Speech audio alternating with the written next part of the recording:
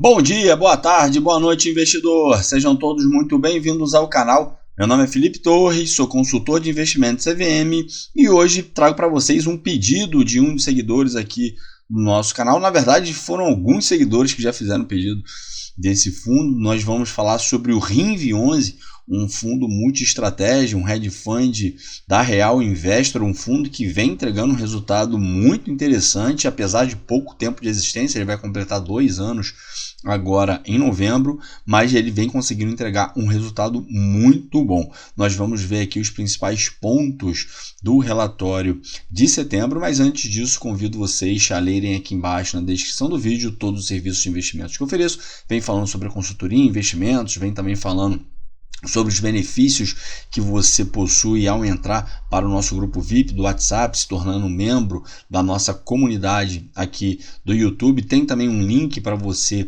entrar para o nosso grupo aberto do Telegram e também um link para você ser direcionado para a página do meu livro Renda Passiva, o Caminho para a Liberdade Financeira, que tanto o meu livro quanto a consultoria avulsa em investimentos estão na Black November antecipada. Nos meses de outubro e novembro nós estamos com promoções no nosso livro e também na consultoria avulsa. Se você tiver interesse em receber mais informações, me chama no WhatsApp que eu te explico por lá. Feitos os avisos, vamos então para o vídeo de hoje. Aqui nós temos as principais características do fundo. Então o fundo teve seu início em novembro de 2022, vai completar 2 anos agora.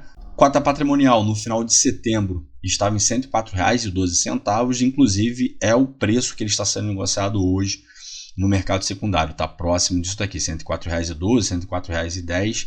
Taxa de administração 1% ao ano, taxa de performance 15% sobre o IPCA, mais o yield MAB 5%. Em setembro, o fundo teve um retorno negativo de menos 1,9%, mas isso daí aconteceu, enfim, com praticamente todos os fundos, se não todos os fundos, né?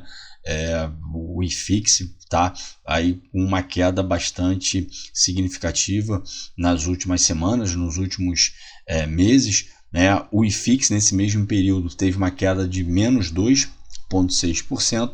Desde o início do fundo, o fundo vem entregando um desempenho bastante interessante de 29,5%. Isso daí já levando em consideração também os rendimentos que foram distribuídos nesse período, né? Nesse mesmo período, que foi desde novembro de 2022, quando o fundo ali iniciou, até agora setembro de 2024, o IFIX teve uma rentabilidade de 12,7%. Então o fundo conseguiu entregar um resultado de 2,3 vezes maior do que o IFIX, que é um retorno bastante expressivo. A gestão vem informando que não houve nenhuma deterioração significativa nos fundamentos dos ativos que compõem aqui o fundo, e aí os ativos de modo geral, né? Tanto na parte de CRI, quanto na parte de fundos imobiliários, quanto na parte de ações. Nós vamos ver mais embaixo como está dividida a carteira do fundo nessas classes. No mês de setembro, a parte de fundos imobiliários foi a que trouxe o menor retorno para o fundo, né, de menos 1,95%.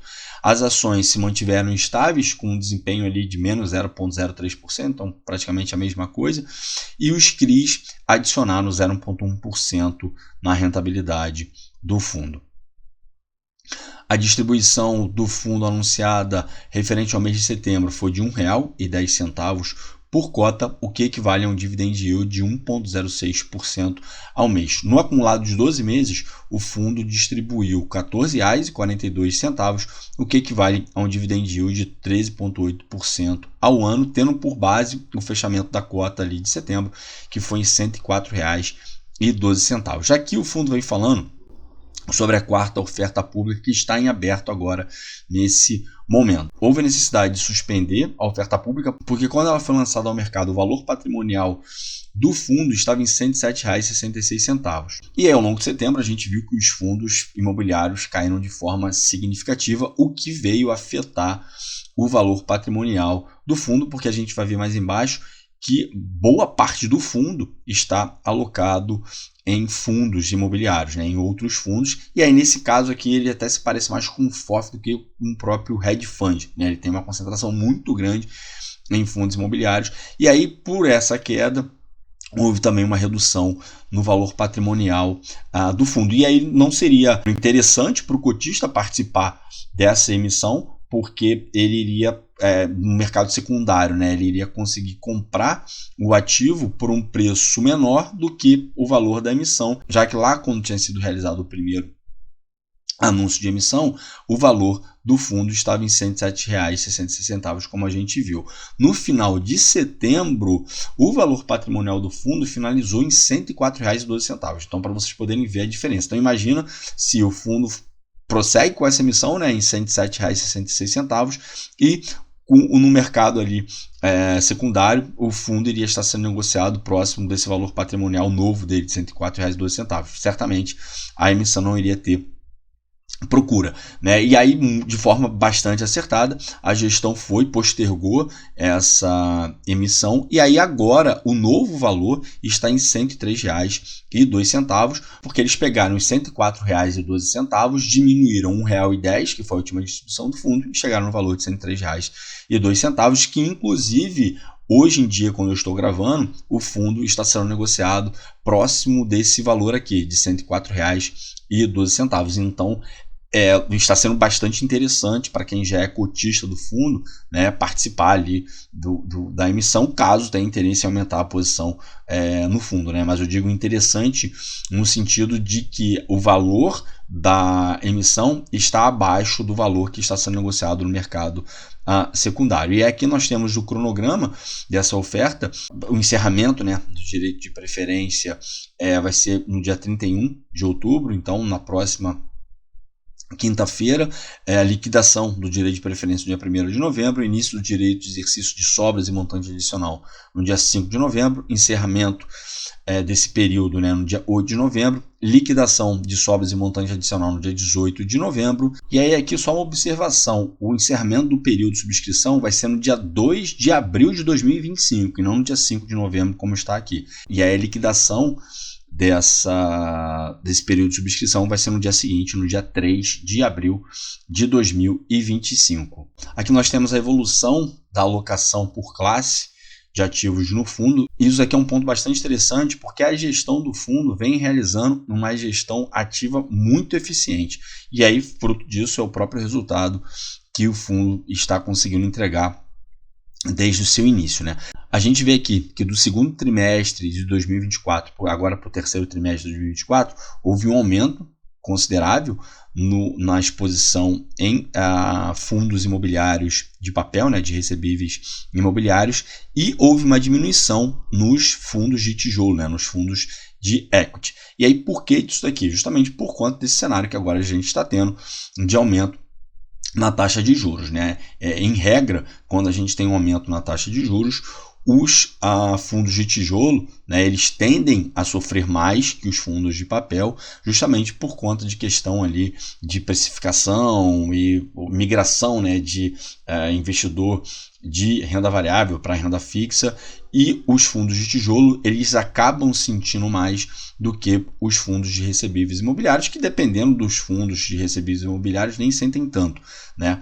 Mas aqui a gente vê de forma bastante assertiva a gestão aumentando essa exposição em fundos de papel e diminuindo em fundos de tijolo. E houve também um pequeno aumento aqui no segmento de hedge funds, porque nós temos também hedge funds com descontos bastante expressivos, inclusive eles vêm falando sobre essa questão do desempenho dos hedge funds e vem falando aqui que, dando um exemplo, né, que eles investiram no RBRX, que é um hedge fund. Inclusive recentemente eu fiz um vídeo sobre o RBRX aqui no canal, sobre o último relatório do RBRX. É um fundo que vem entregando um resultado também bastante interessante, tem uma tese bastante peculiar no RBRX. Vale a pena depois, quem ainda não viu o vídeo, dar uma olhada para ver mais, para entender mais a respeito desse fundo, inclusive um fundo que está com um desconto aqui, como a própria gestão vem falando, né, próximo de 10% em relação ao seu valor patrimonial. Então a gestão aqui do fundo viu como uma boa oportunidade alocar parte do capital nesse hedge fund.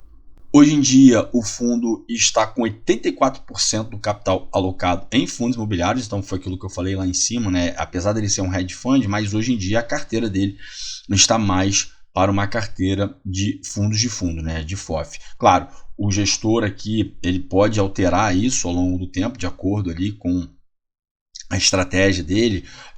No regulamento do fundo, o gestor tem a possibilidade de investir em várias classes mobiliárias, né? Inclusive ações, como nós vamos ver aqui que tem uma alocação em ações, em CRIs, então tem essa capacidade de investir em diversas classes de ativos mobiliários. E aí, como é que está dividida, né, essa alocação em FIIs? 59% em recebíveis imobiliários, 8% em hedge funds, 8% em lajes comerciais, 5% shopping, 2% logística, 1% educacional e aí depois vai, enfim, menos de 1% aqui em híbrido, hospital e fundos de fundos, né? Somando tudo, novamente, 84% alocado em fundos imobiliários. Na classe de ações, o fundo vem falando que a incorporadora Melnick, ela foi o principal destaque positivo da carteira aqui no segmento de ações, com uma alta de 1,5% no mês. Além disso, no mês de setembro, foi pago o dividendo da empresa Sim, referente à venda de parte do portfólio que foi feito para o XPMOL, e esse valor extraordinário impactou o resultado do RINV em 43 centavos por cota. Ao término do período, a carteira de ações do fundo estava alocada da seguinte forma: 6,3% em incorporação, 2% em propriedades e 1,2% em shoppings, totalizando 9% alocado em ações. Já na parte destinada a recebíveis, a carteira de CRIs adicionou 0,1% de retorno e no final do mês o fundo tinha 3,5% do PL alocado nessa classe, né? Eles aqui vêm ressaltando que as operações seguem em velocidade de cruzeiro, mantendo boas razões de garantias. Aqui embaixo vem trazendo as características, né, e descrições de cada um dos CRIs que compõem aqui o portfólio do fundo. Depois que a gente tiver interesse, basta acessar o relatório para poder ver de forma mais detalhada. Aqui nós temos o resumo da carteira do fundo, então 84% alocado em fundos imobiliários, como a gente já viu lá em cima, né, que é a distribuição por cada um dos segmentos dentro dos fundos. Aqui a parte de ações, a parte de CRI, e aí na parte de CRI que a gente ainda não tinha visto as taxas, né? Então ele está aqui, na verdade ele possui aqui 4 CRIs, né, na carteira, 2 indexados ao IPCA, um ao CDI e outro ao INCC. INCC mais 11%, CDI mais 5%, IPCA mais 13% e IPCA mais 11,5%. No mês de setembro, o fundo conseguiu gerar um resultado de R$ 1,25 por cota e distribuiu R$ 1,10. Atualmente, o fundo está com 79 centavos por cota de reserva, o que é uma reserva bastante expressiva.